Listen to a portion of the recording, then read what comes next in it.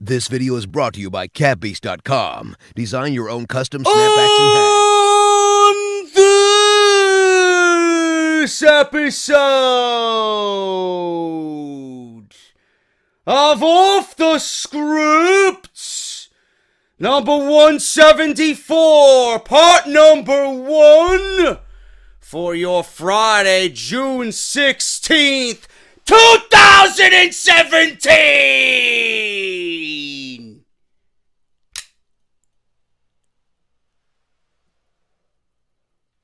I got news! Actually, I don't got news this week for Friday's episode. You want to know why? Because it's Money in the Bank weekend. Right here on part 1, we're going to go over Money in the Bank, preview and predictions, what I think is going to happen at the show, what I think should happen at the show, and everything involving Money in the Bank this coming Sunday, right here on the number 1 fucking podcast, right here on YouTube.com.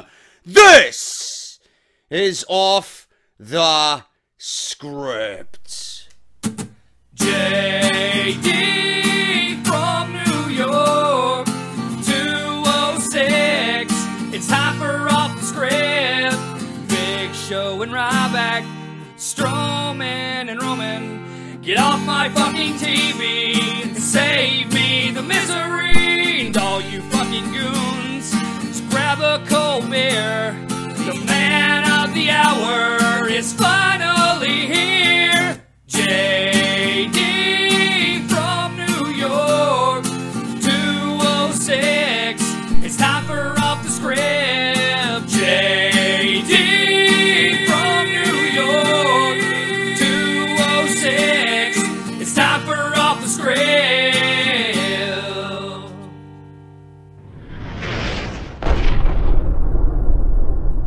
What is going on, guys? JD from New York here. Thank you so much for tuning back into the channel on this Friday, June 16th, 2017, episode 174, part number 1 of the number 1 fucking podcast for WWE right here on YouTube.com. Available on iTunes, Podbean, Stitcher Radio, Audio Boom, Google Play Music, IRWNetwork.com with Off the Script Retro.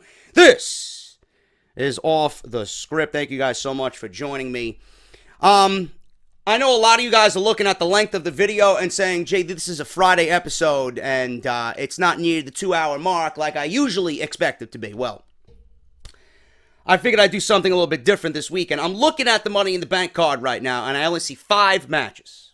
5 matches. And there's not a lot to talk about as far as what is going into these 5 matches. Normally, when I do a preview and prediction show, it's a big deal. You know, we talk about it for an hour on top of the usual stuff we usually do on part 1 for Off the Script with the Patreon shout-outs, the sub-stories, everything else that goes into it. But I'm looking at the card, and I'm like, you know what? I might as well just do a standard part 1, get the preview and predictions out of the way, and then tonight, you guys will get the full-blown Off the Script like you usually expect with the news and rumors, because there's a ton of shit we got to talk about. We got to talk about Hojo and Bray Wyatt and the affair that is lighting up the internet right now. You know, I'm wondering what Bray Wyatt is doing. Does he do that spider dance that he does, that spider walk? You know, when JoJo comes into the hotel room, I don't know. You know, does JoJo ride Bray Wyatt like that? Must be an interesting visual. I don't know, man. We'll talk about it. We'll talk about it on Off the Script this weekend. Jesus Christ, I'm thinking about that now, and that's gonna ruin me for the rest of the show. Just thinking about Bray Wyatt. How the fuck does a guy like Bray Wyatt? You know, JoJo's attractive. You know, her ideals and morals clearly aren't there. But she is an attractive woman. But Bray Wyatt? Jesus Christ. I didn't know JoJo swung that way, man. You know? Gives all you guys who look like Bray Wyatt a chance out there, man. The grungy, you know, the rocker metal look, you know? There you go. You know? You could use Bray Wyatt. You could use him as an influence, as an inspiration. You know? So there you go. Whatever, man. It's a fucked up situation. We'll talk about it on Off the Script. Clearly, I'm going to be joking around about it because there's a lot that There's a lot that comes out of that that's just funny, you know. But the seriousness, when it's down to it, it's not really funny at all. It's actually fucked up. We'll talk about it on Off the Script this weekend because it is definitely one of the bigger stories in the wrestling world this weekend. But I want to do something different for you guys. Instead of doing, you know, the regular part 1, we'll do part 2, I guess, tonight, where you guys are going to get an explosive video with news and rumors because there's a ton of shit going on. I got news on John Cena and his plans for SummerSlam. I got news on Roman Reigns and his announcement. Braun Strowman being cleared somewhat to come back. Not in a wrestling capacity, but training. We got news on that. You know, I got news on WWE 2K18. Could it be coming to the Nintendo Switch? I got news on a possible rumor going around about WWE potentially interested in holding WrestleMania overseas in London.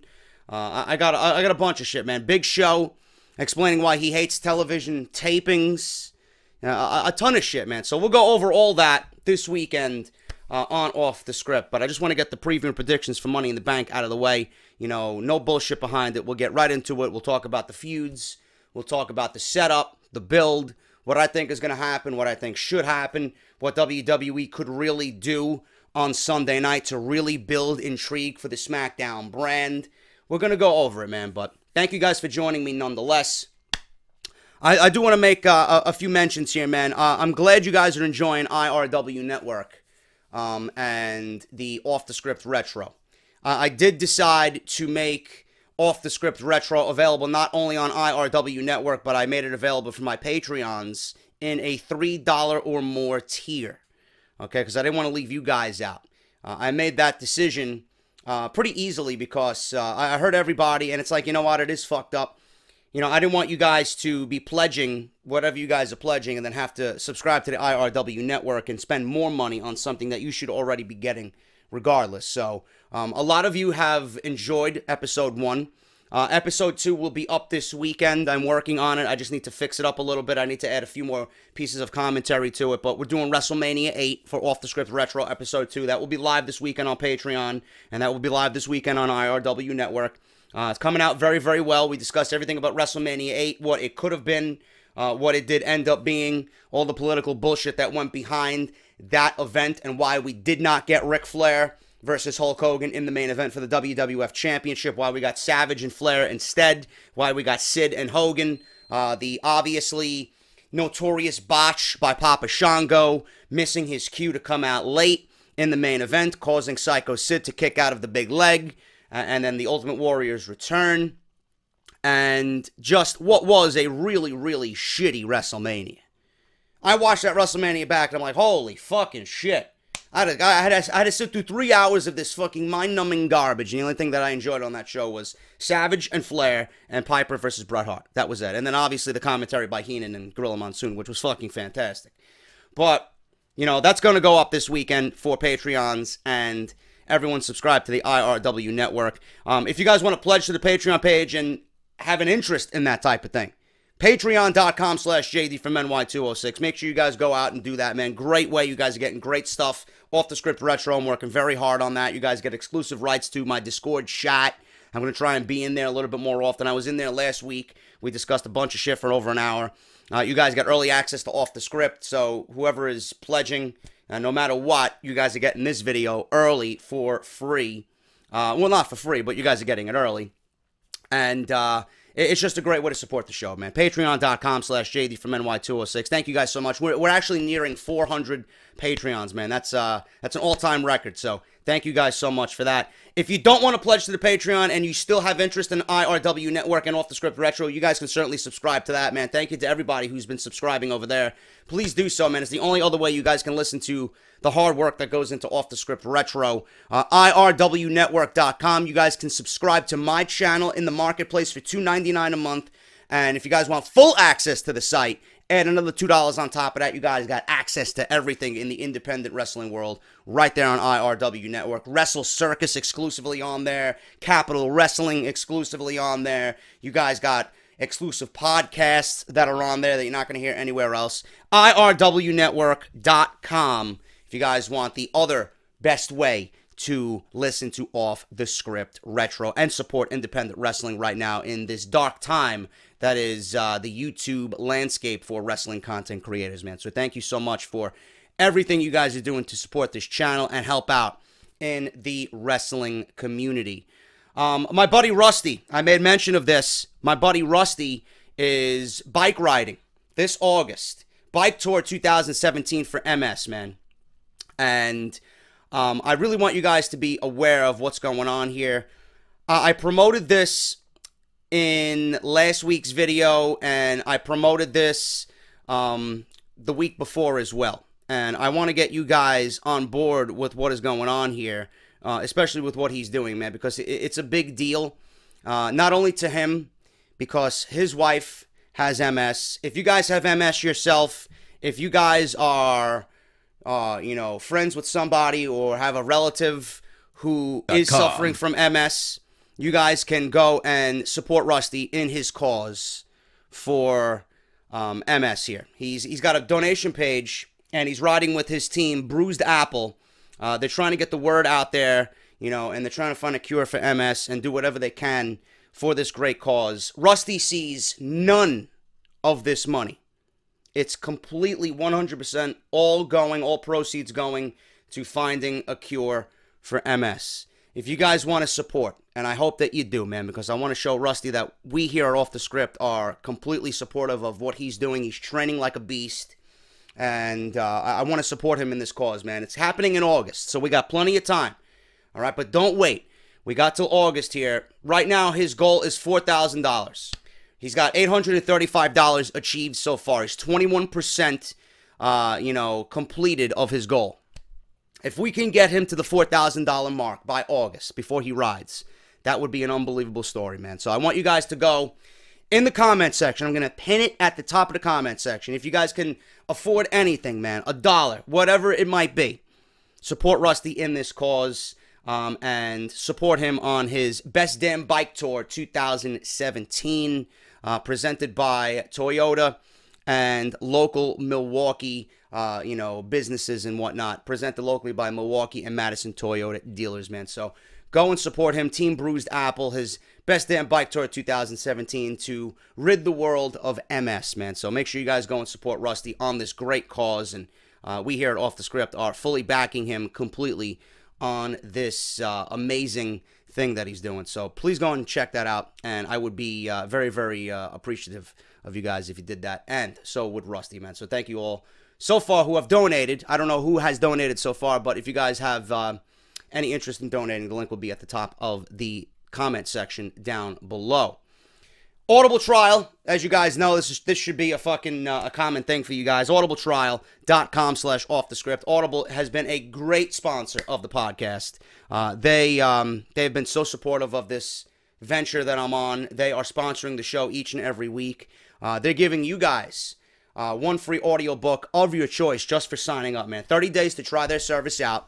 Compatible with iPhone and Android devices. Audible is offering you guys 30 days free with one free audiobook of your choice. All you got to do is go through the sign-up process, choose your book, and you are introduced to the vast world of Audible, man. So it's an unbelievable deal. And there's a lot of wrestling-related books on there. If you guys are wrestling fans, which I'm sure you are because you're watching this podcast or listening to this podcast, Audible is an unbelievable site, man. Over 180,000 books to choose from. You guys can get anything wrestling related. If not wrestling related, you guys can do anything you want, man. Crime, fiction, science fiction, you know, politics, comedy, you know, action, adventure, fantasy, whatever's on there, man. You guys have access to it all. audibletrial.com/offthescript. Great way to support the show. As soon as you guys sign up and get your free audiobook, you are directly supporting Off the Script. A little kickback to us from our fine people over at Audible. And if you guys want to cancel within the 30 days, you guys get to keep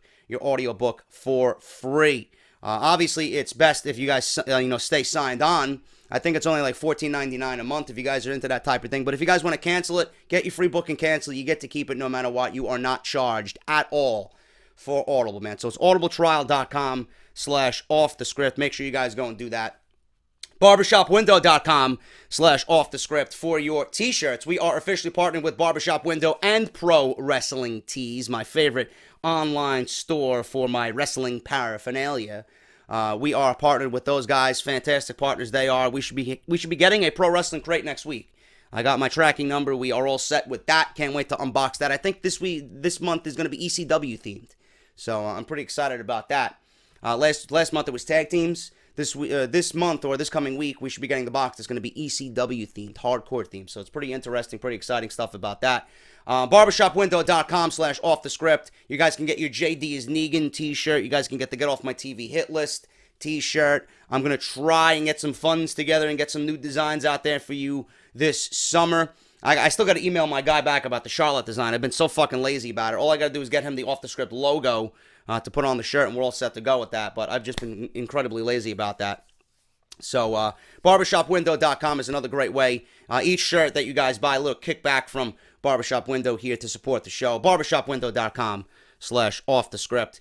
My friends over at WrestleRumble.com, as always, are coming at you again with Pick'em.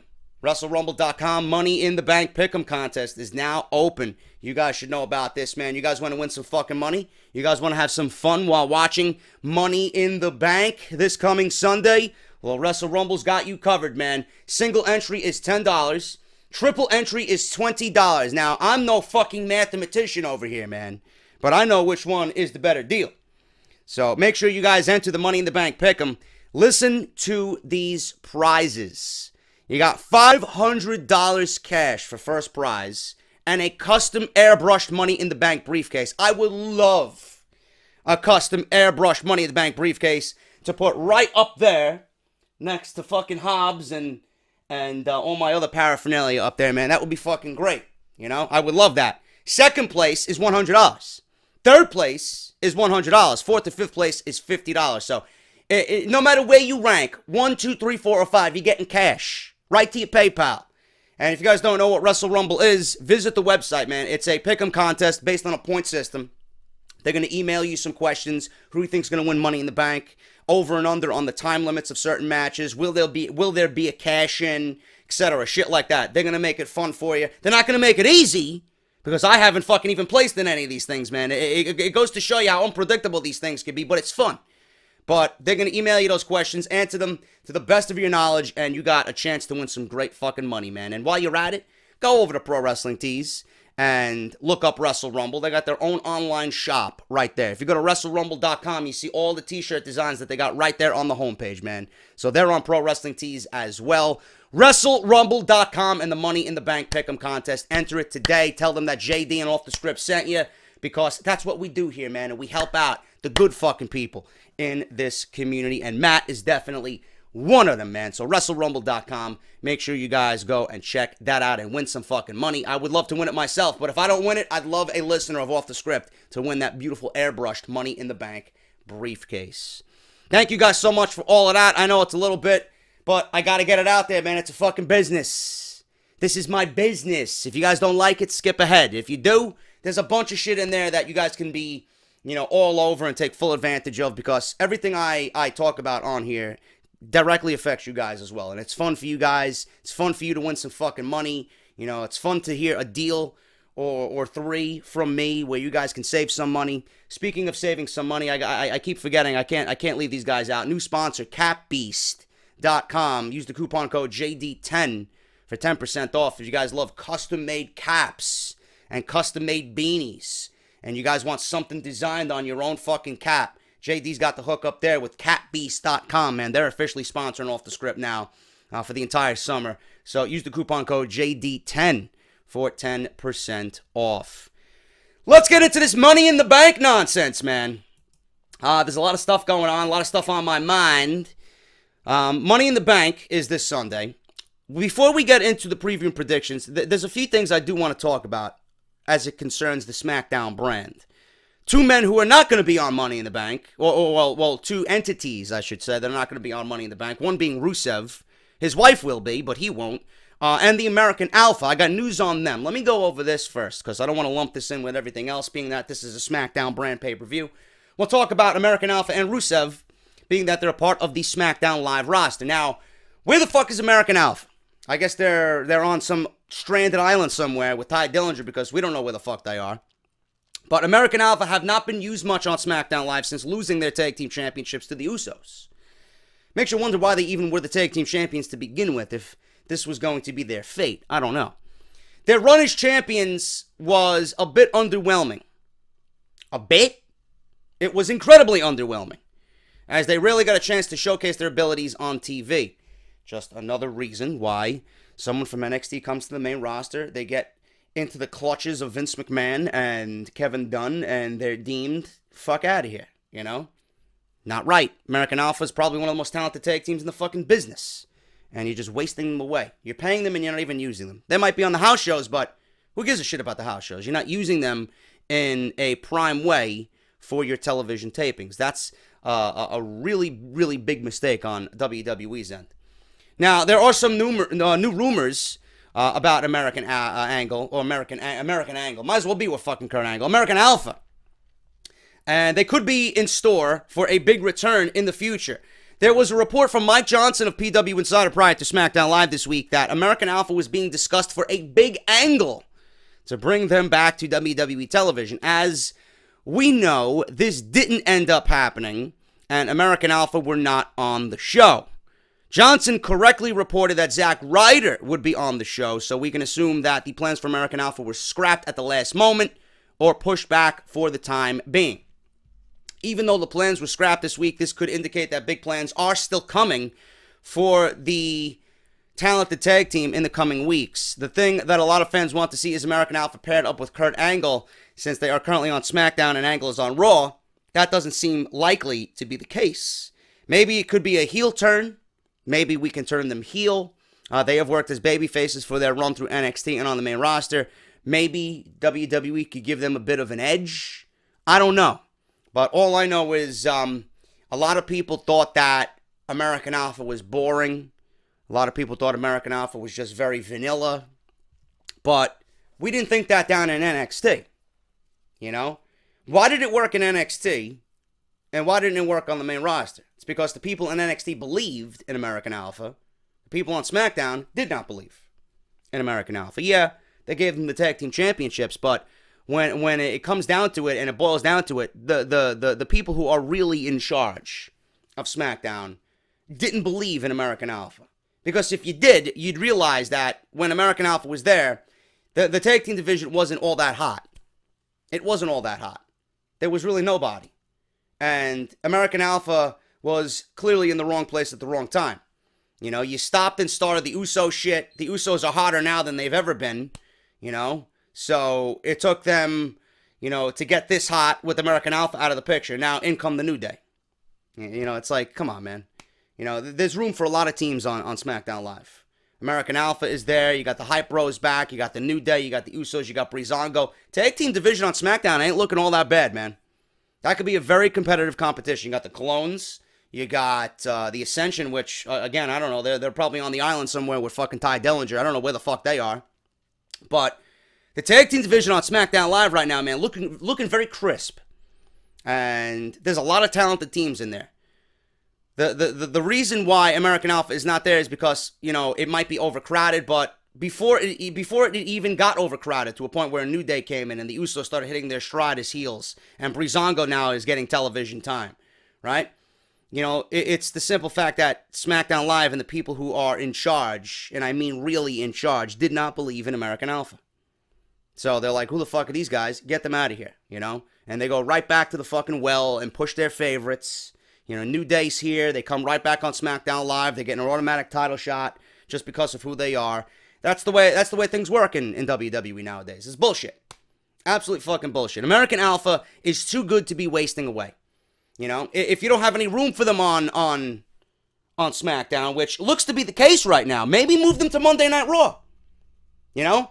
Getting them over with Kurt Angle could be a way to get these guys into the minds of the fans and make them household names. You know, you got the Hype Bros coming back. That's another babyface tag team right there. You got a lot of babyface tag teams on SmackDown Live. If you look at it, you got the Hype Bros, you got the New Day, you got Breezango, right? That's a lot of babyface tag teams. You can add American Alpha. That's another babyface tag team. That's 4 babyface tag teams to two heel tag teams right now currently. The Colones, which nobody really gives a shit about, and the Usos. You got the Ascension, who are heel tag teams again, but nobody gives a fuck about. Maybe if you move American Alpha over to Monday Night Raw, you could solidify at least a little bit, put a Band-Aid, at least for right now, on that tag team division, because, you know, whether you want to believe it or not, the Hardys are eventually going to break up. Enzo and Cass look to be breaking up, according to rumors right now. I heard one fucking rumor that Kurt Angle is the one behind the attack, and that Enzo and Cass will be staying together. I don't know how that could work, but, I mean, I think American Alpha could be better on Monday Night Raw. Plus, the fact that the Revival's coming back, and we could see a babyface American Alpha team led by Kurt Angle challenging the Revival for the Tag Team Championships. Ooh. Sounds like a good idea to me, man. Sounds like a very good idea. American Alpha versus Sheamus and Cesaro?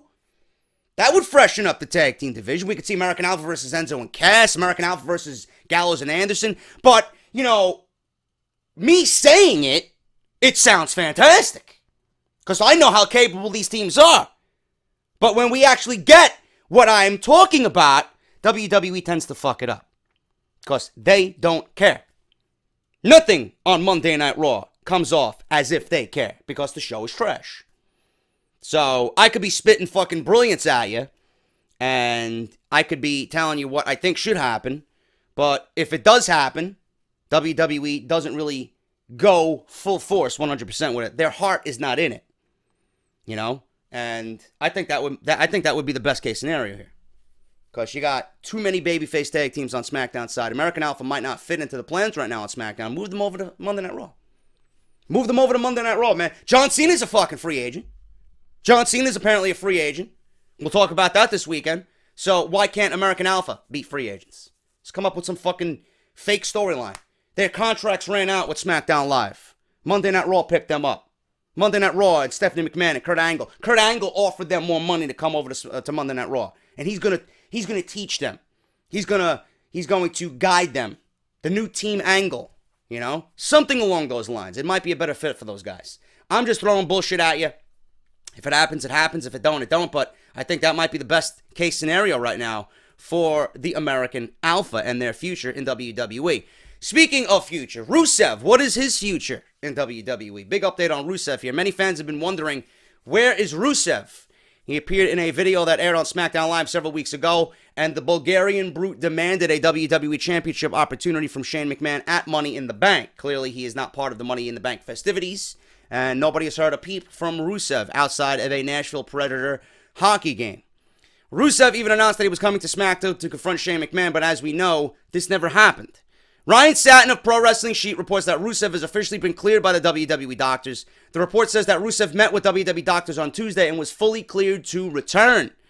Rusev suffered a shoulder injury back in March that required surgery. It is still unclear if this means that he will be appearing on WWE television soon, but it seems like a good indicator that he will be back eventually.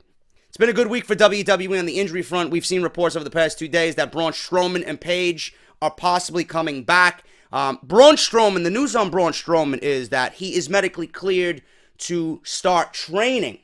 He's not medically cleared completely by WWE doctors. They didn't give him the green light to come back to Monday Night Raw. They gave him the green light to begin training.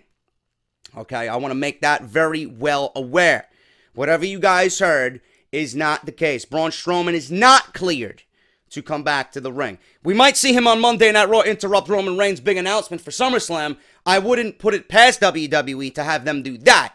But as of right now, as of this report, he is not cleared to come back to in-ring competition, you know.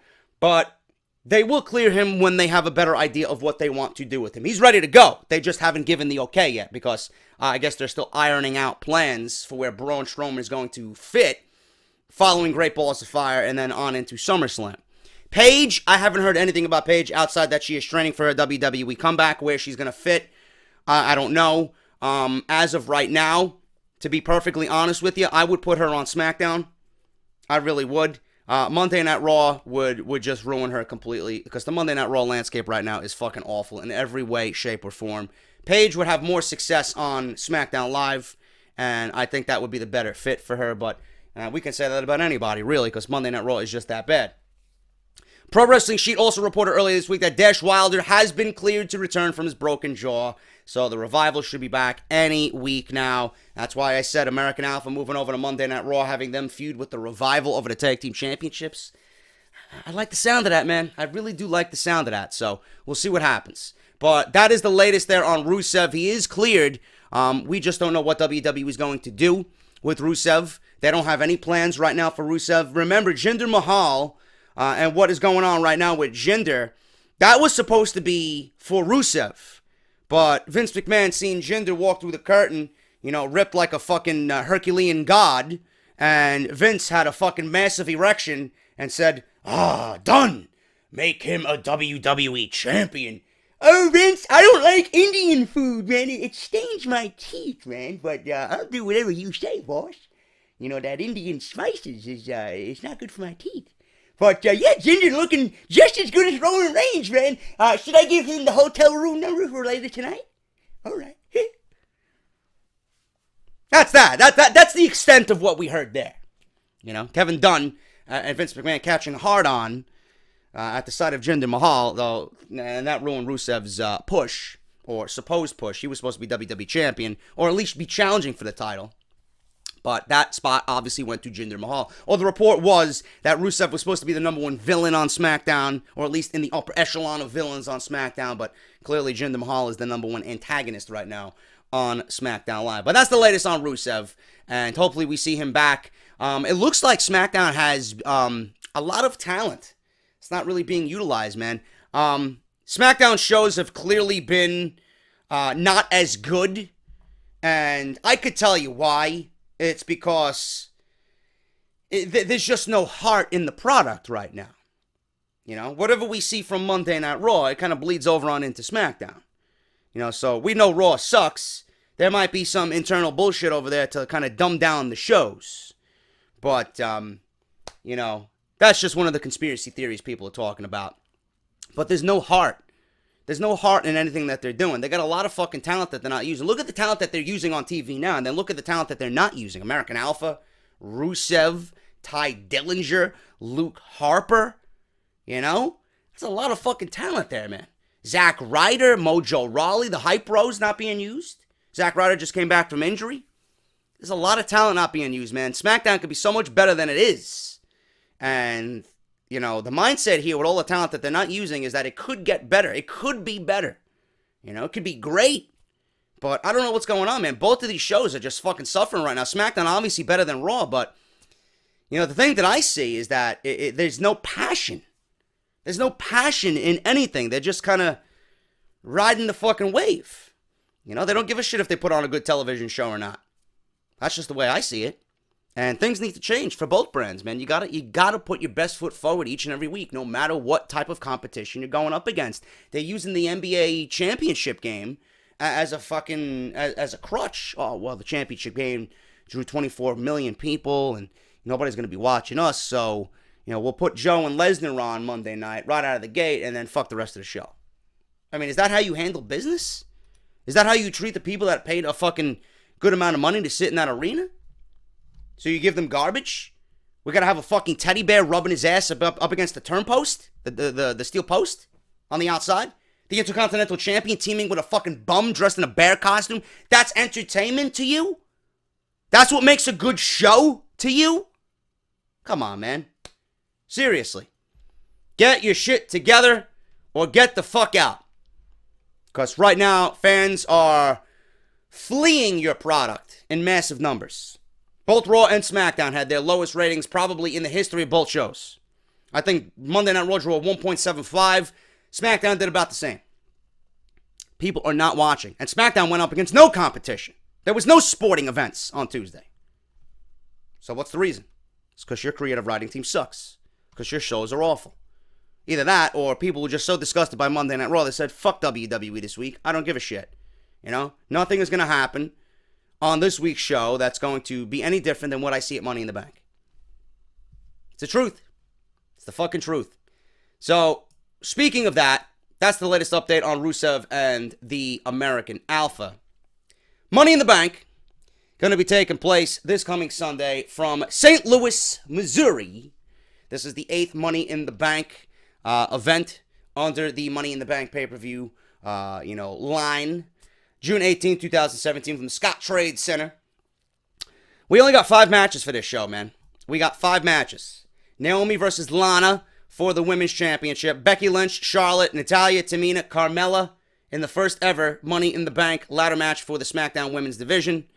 Usos, Jimmy and Jey Uso, defending the titles against The New Day. Tag Team Championships for SmackDown Live. Kevin Owens, AJ Styles, Baron Corbin, Sami Zayn, Dolph Ziggler, and Shinsuke Nakamura in a Money in the Bank ladder match for a WWE Contract Championship match anytime between Sunday night and the next 12 months. And then Jinder Mahal versus Randy Orton for the WWE Championship, what should be the main event of Sunday's show. We're going to start off with Jinder Mahal here and Randy Orton. Everybody's still buzzing about the modern-day Maharaja winning the WWE Championship.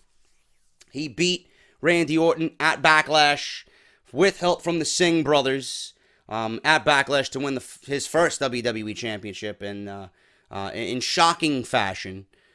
I was watching what the fuck is that show? Bring It to the Table. I was going to say Behind the Mic.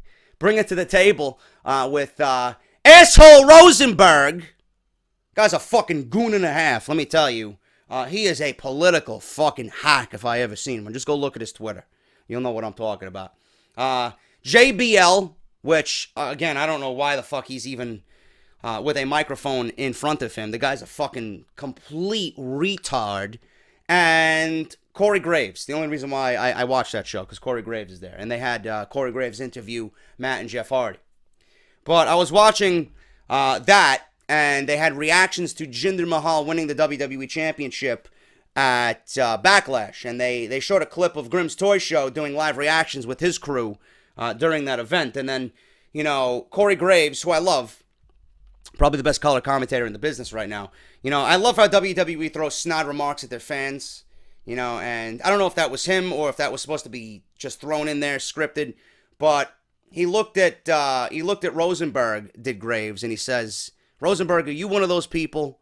Are you one of those people that filmed themselves watching WWE events? You know, as if doing YouTube or doing live reactions on YouTube or Twitch is like a demoralizing or demeaning thing. It's as if it's a bad thing. You know? It's like they always throw shade at their fans for whatever reason. Are you fucking serious? You know, you're lucky people are watching at all with the bullshit that you're putting on. Doesn't matter what the fuck we do or how we're watching, as long as we're watching. And it should be fortunate for everyone watching, because right now your fucking company is in the shithole. Rosenberg. Fuck out of here, man. But, yes, the point I'm trying to make is that people are still bothered by the fact that Jinder Mahal won the WWE Championship. And then you got JBL, you know, saying something that, oh, he looks like a champion, and, you know, the championship is going to be a great catalyst for him. Yeah, like we're supposed to forget that this guy was a fucking bum. For how many years? We're supposed to forget that this guy looked absolutely nothing like he looks like now, right? We're supposed to forget all that. So, obviously, JBL is like, oh, he looks like a champion. Did you say that 6 months ago? He looks like a fucking champion. Give me a break. Anyway, Mahal and Orton, WWE Championship. Mahal had a Punjabi style celebration. Shane McMahon announced that during the celebration that Orton would get his championship rematch at Money in the Bank in St. Louis. Randy Orton, the following week, declared that he was going to become a 14-time world champion in his hometown. He was interrupted by Mahal. He says that he's received supportive phone calls from Ric Flair, Harley Race, his father, Cowboy Bob Orton. They will all be in attendance for Money in the Bank, which is going to play heavily on my prediction here of who is going to win this match.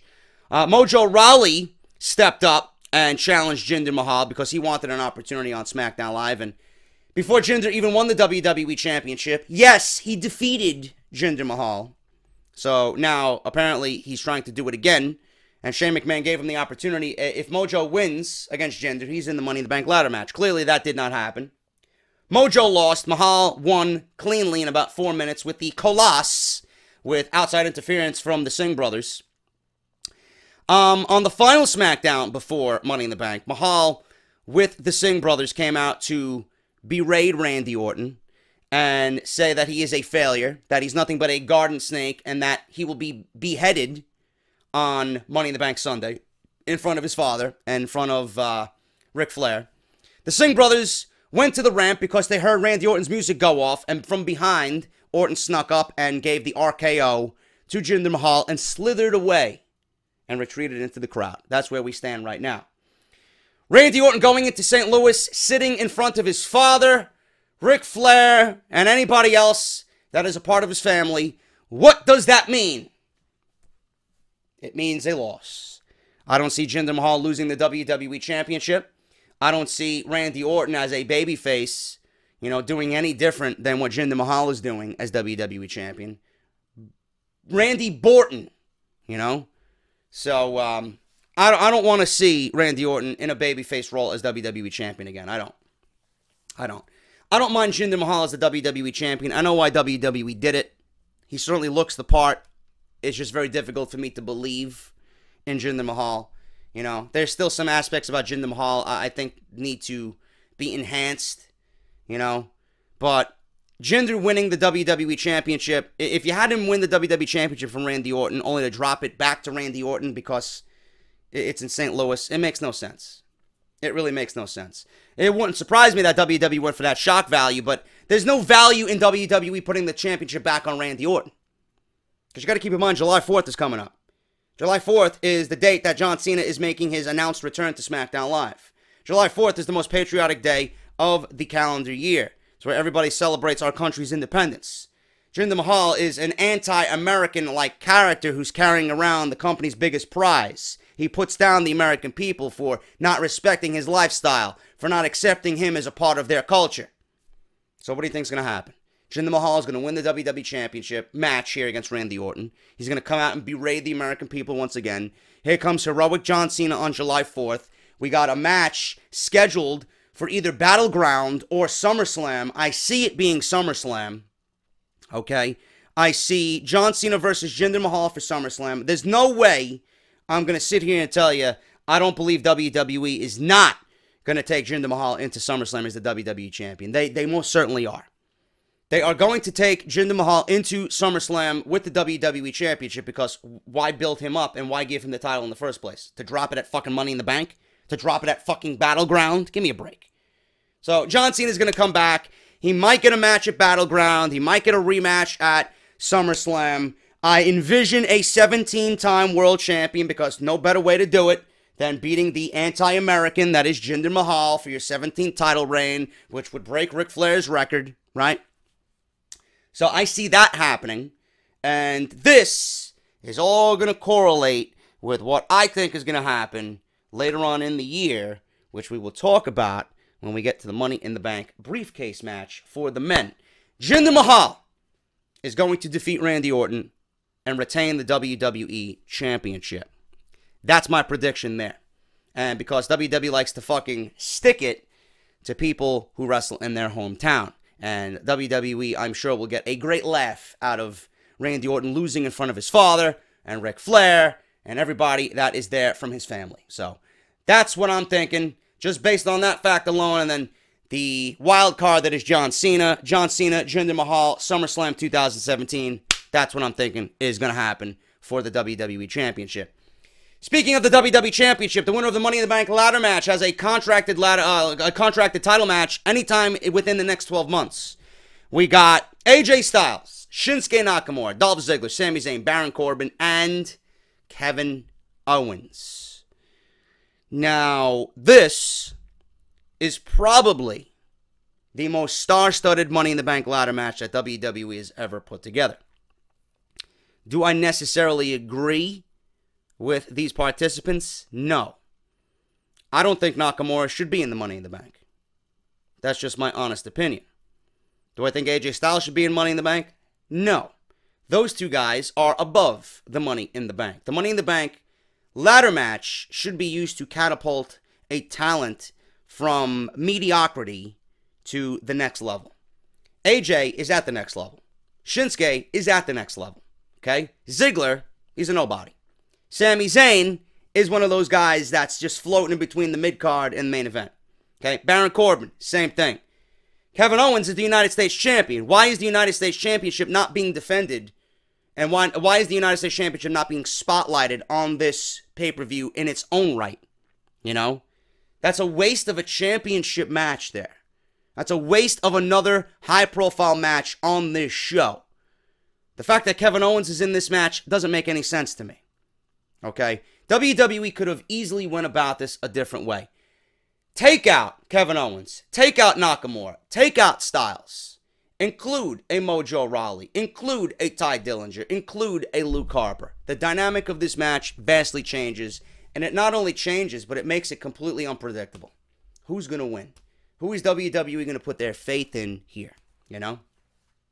Shinsuke Nakamura, you know, depending on what John Cena was doing, I would have loved to see a Shinsuke Nakamura versus John Cena match, which wouldn't be out of the realm of possibility.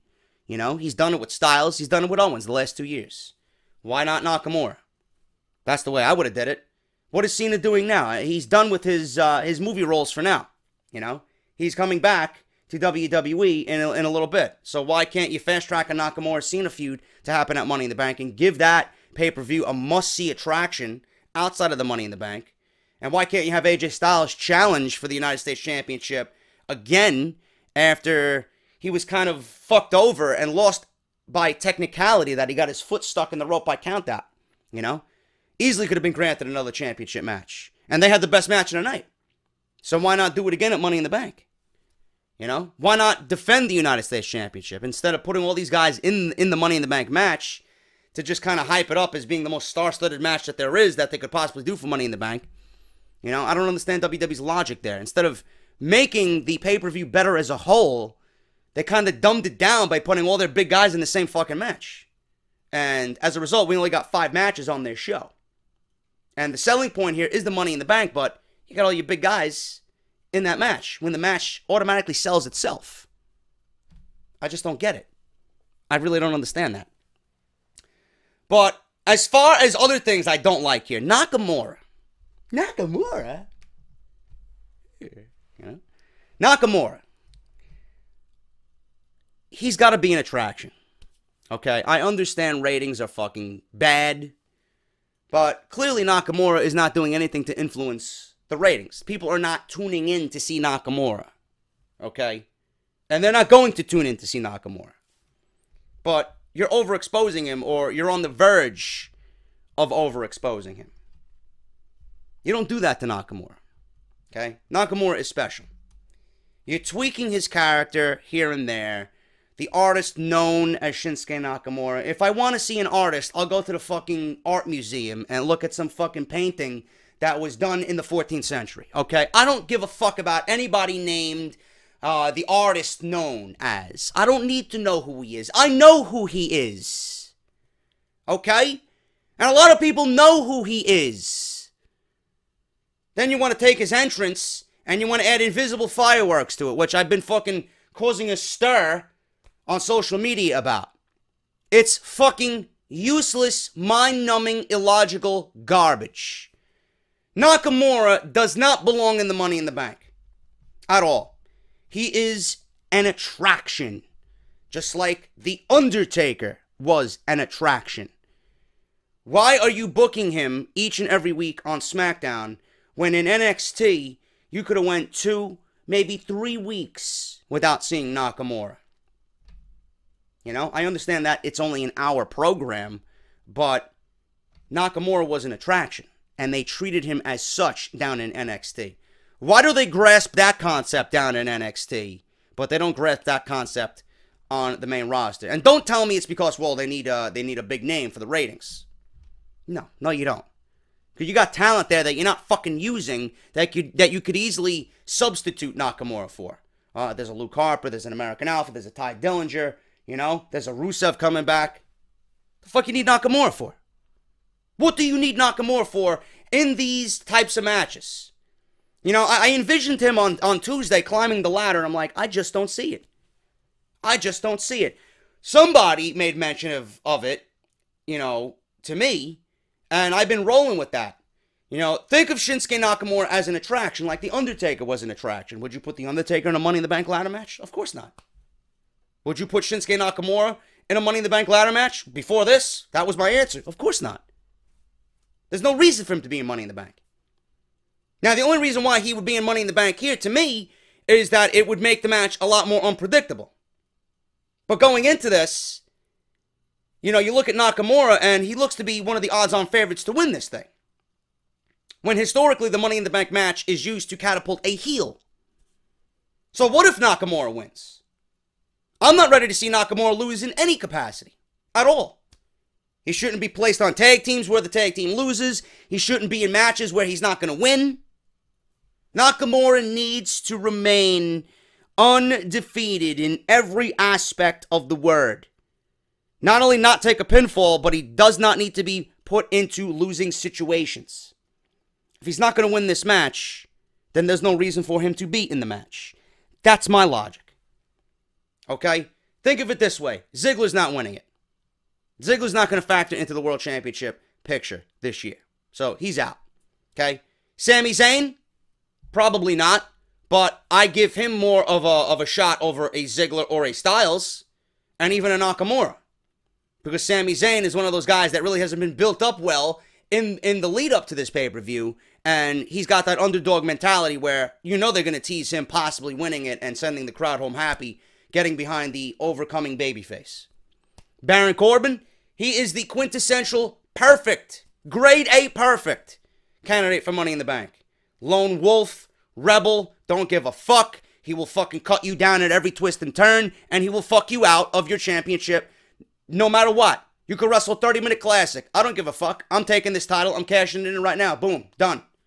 That's how I see Baron Corbin. Kevin Owens hasn't been built up at all. You know, Kevin Owens could carry around the United States Championship and be Mr. Money in the Bank and really play into the Mr. America or the Face of America gimmick. I don't see it happening, you know, because the Money in the Bank briefcase is going to take away from the spotlight that is the United States Championship. Can't have both. Okay? The United States Championship needs to be built up on its own spotlight. And having the Money in the Bank with Kevin Owens is going to take away from that. Not really a good look for the United States Championship. It's either one or the other. So Kevin Owens, to me, out of the picture. So that leaves Owens, Ziggler, and probably Zayn out of this. I would love if Sami Zayn wins it, but that's just me. I don't think he's going to win it. I'm not going with Sami Zayn. Okay? Styles. Styles does not need a Money in the Bank contract. Okay? He's never gotten he's never gotten a shot, number one, at the WWE Championship one-on-one. He's always been fucked over. It's always been a multi-man match, an elimination chamber, a fatal four-way, this or that. He's never got his one-on-one opportunity at whoever the champion is. So AJ Styles doesn't need Money in the Bank. He should have a title match coming to him regardless because of who he is and what has happened to him leading up to this point. Shinsuke Nakamura. Okay? That leaves us with Shinsuke Nakamura. If WWE has any inkling of a thought of giving Nakamura the WWE Championship opportunity here with the Money in the Bank briefcase, it would be different because usually it's a heel dynamic. If Nakamura wins it, you have to go the route of Rob Van Dam and what he did with John Cena at One Night Stand 2006. That's what you got to do. Rob Van Dam won the Money in the Bank that year. He cashed it in. He's like, I'm cashing this in at One Night Stand in New York, ECW, WWE Championship. And you know how that match turned out. Great fucking match. Crowd. Best crowd I've ever seen for a wrestling event ever. John Cena in a hostile ECW environment. Oh my God, man, that's fucking unbelievable.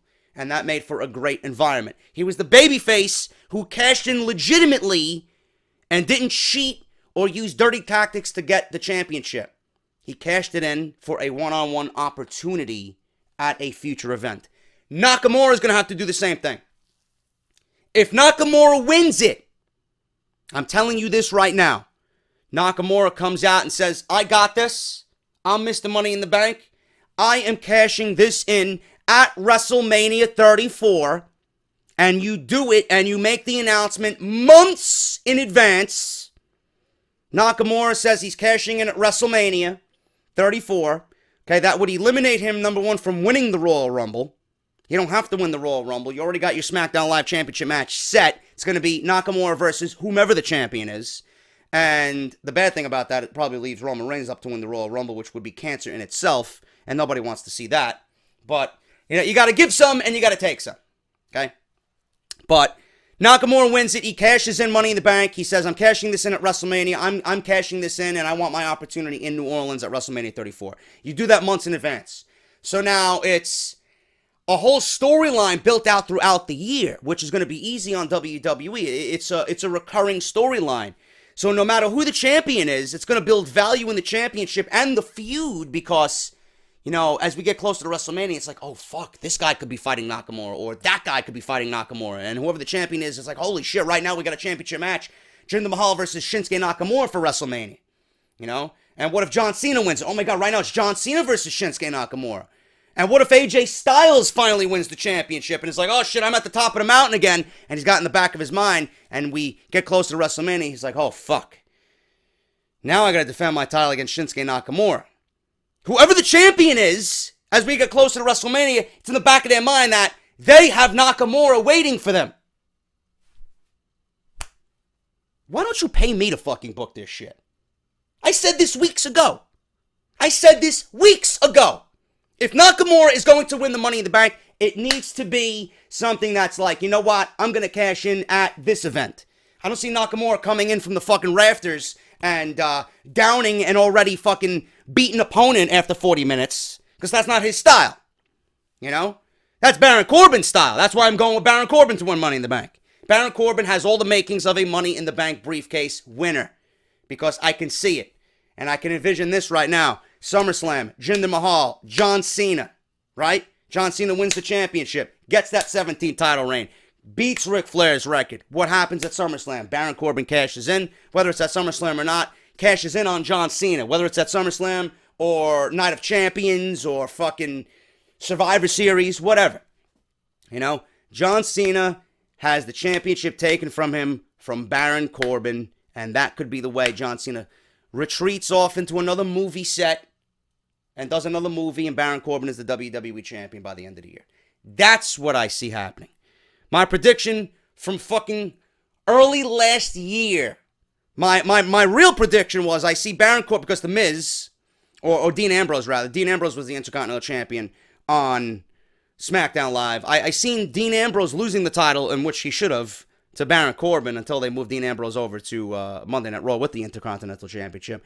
My main prediction was Baron Corbin winning the Intercontinental Championship, going into Money in the Bank and winning the Money in the Bank, and then cashing in and becoming a dual champion, both WWE and Intercontinental Champion. Vacate the IC title, have a tournament for the IC title, build up some prestige with the IC title through that, but Baron Corbin would be the WWE Champion. Now, there is no IC title on SmackDown, but I do see Baron Corbin winning the briefcase on Sunday night, and I see him being the WWE Champion by the end of the year.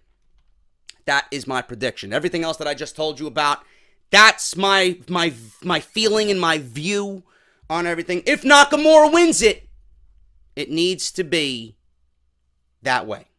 Baron Corbin, it's all set for him. Baron Corbin and Money in the Bank go hand in hand. Let's do it. That's what I see happening. I see him cashing it in. I see him being a lone wolf. I see him being a fucking maniacal, just fucking, I'm going to cheat you out of this, because that's his attitude, man. That's what I see happening. Baron Corbin winning the Money in the Bank briefcase on Sunday night. Natalya, Carmella, Tamina, Charlotte, Becky. We got a historic, and it will be historic, Money in the Bank for the women's division, okay? All these women were supposed to be put in a fatal five-way. We're supposed to have a number one contender coming out of that to fight Naomi for the women's championship at Money in the Bank. The match ended in a no contest when all five women attacked each other before the match began. All out chaos. Shane McMahon came out and announced that, okay, this match didn't happen. We don't have a number one contender. You guys are going to fight over it. Money in the Bank, briefcase, first ever for the women's division. So that is how that got set up. So my feeling on this is the complete opposite of what I'm thinking about with the men. Okay? I'm going here. I'm very excited about this, number one. My feeling says WWE wants to give it to a babyface. Because you look at the landscape here, Tamina is not winning it. Okay? Natty, she's been very good, but I don't think there's enough investment in Natalya. And I'm being brutally honest with you. She's great, but I don't think there's enough investment in Natalya. Charlotte doesn't need it. Charlotte's going to get her rematch regardless. It's probably going to be Charlotte versus Naomi at SummerSlam. Becky hasn't done anything since she's been women's champion. So my feeling is that they should give it to Becky. They should give it to Becky. Do I think they will give it to Becky? No. I do not. I'm actually going with Carmella. And that's a shot in the dark. That really is a shot in the dark. You look at all these women, who needs to be built up? Tamina to me is a non-factor in anything. She was unimportant. She is unimportant. She will continue to be unimportant. Okay? She's just there as a body. Natalya, you know, again, like I said, I don't see fans being invested in Natalya. Charlotte, Becky, yeah, they're fantastic. Okay? But Carmella has been coming out to crickets. They got Ellsworth, right? I see Ellsworth aiding in Carmella's victory here. I think Ellsworth is going to play a factor in this Money in the Bank ladder match, just like he played a factor in the ladder match, the TLC match with Ambrose and Styles at TLC in December. I see him doing the same thing here to aid Carmella winning. I could see James Ellsworth carrying around that briefcase for Carmella. Okay? And if a cash-in does happen, and Carmella comes out and, you know, cashes in the briefcase and makes it a big deal, it could get her character over, you know? I like it. I think it makes sense. And Carmella winning, you know, adds to the whole heel dynamic as well. I could see Carmella being that dastardly heel, that sly heel that fucking, by any means necessary, you know, comes into a championship match, whether it's Naomi or Lana, and just takes the title away. I see Carmella winning the Money in the Bank briefcase here for the women. But ultimately, I see Charlotte getting a championship match against Naomi. Okay? Naomi is going to beat Lana.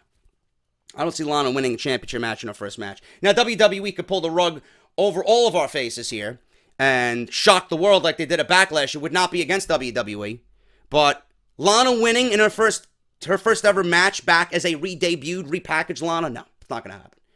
You know, I'm going into this and I'm giving Lana a chance just based off one move that we seen on Smackdown Live, that sit-out powerbomb that she did.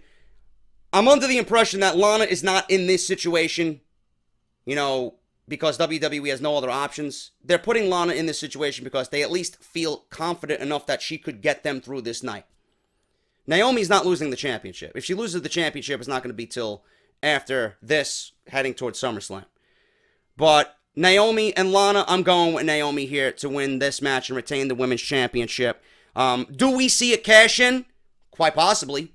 You know, it's all based on how WWE positions the matches. You know, do we get this match first, the ladder match, and then the Women's Championship match? Could we see a cash-in by Carmella to take the championship away from Naomi? Possible. Definitely possible. But I see Ellsworth carrying that thing around for a little bit, just kind of playing up the fact that Ellsworth is the lackey, carrying around the briefcase, making Carmella look like queen shit with the briefcase. I don't see it cashing, but I would not put it past WWE to cash in, but I don't see one happening. Just throwing that out there. Naomi's going to beat Lana. I'm giving her the benefit of the doubt. Okay? I hope she succeeds, but I don't see much happening in that match. Naomi's going to win. There's no reason for Lana to beat Naomi for the Women's Championship. Finally, the Usos. Jimmy and Jay Uso versus The New Day. Big E, Kofi Kingston, and or Xavier Woods here. The Usos retain the SmackDown Tag Team Championship against Breezango twice. There was once at Backlash and then a rematch on the following episode of SmackDown. The Usos declared that no team could defeat them. They were interrupted by a returning New Day, making their first appearance on SmackDown Live, saying that Shane McMahon has scheduled a championship match between two teams. So all you got to do is remain absent for a couple of months, and boom, you got a tag team championship match. Really goes well for the rest of the teams in that division waiting for one. But we got this match. You know, this was the match that WWE knew was going to be banking on for the tag team division right now, because the New Day is the New Day. They're hot. They're over. It's a great act. A little stale, but it's a great act nonetheless. The Usos are doing the best work of their careers right now.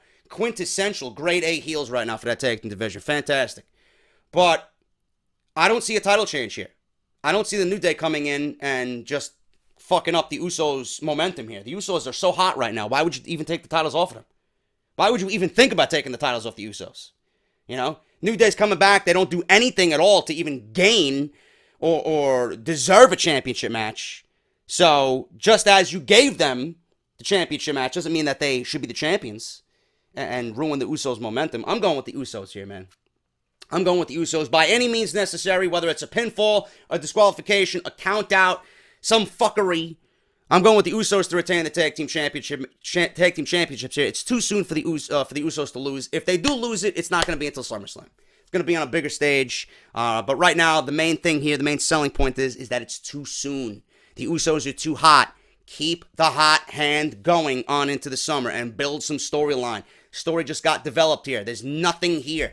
There's no drama. There's no, there's no anger. There's nothing here between the two teams that would warrant a title change. So the Usos are going to win the tag team championship match here at Money in the Bank and retain against the New Day. That is your Money in the Bank preview and predictions. Whether we see Ty Dillinger or Luke Harper or Eric Young or fucking Aiden English, Mojo Rawley, Zack Ryder, The Ascension, who the fuck knows? We might have another match added, but that remains to be seen. I'm sure something will be announced on WWE's Twitter or on WWE.com. Regardless of that, man, that is your Money in the Bank preview and predictions. I hope you enjoyed this episode of Off the Script. I will be back probably later today with news and rumors. Got the preview and predictions out of the way. This is your Money in the Bank preview and predictions. Please check out all the sponsors. WrestleRumble.com, Patreon.com/JD206, AudibleTrial.com/OffTheScript, BarbershopWindow.com/OffTheScript, CapBeast.com. Use the coupon code JD10 for 10% off your custom-made caps and hats. And if you guys want to sign up for the IRWNetwork.com, Off the Script Retro will be going live this weekend, man. Thank you guys so much. Follow me on Twitter at JD206, and please hit that subscribe button down below with the bell for your notification. I will be back with more news and rumors than you can handle this weekend right here on Off the Script. I am JD. Make it a great Friday, and I will talk to you all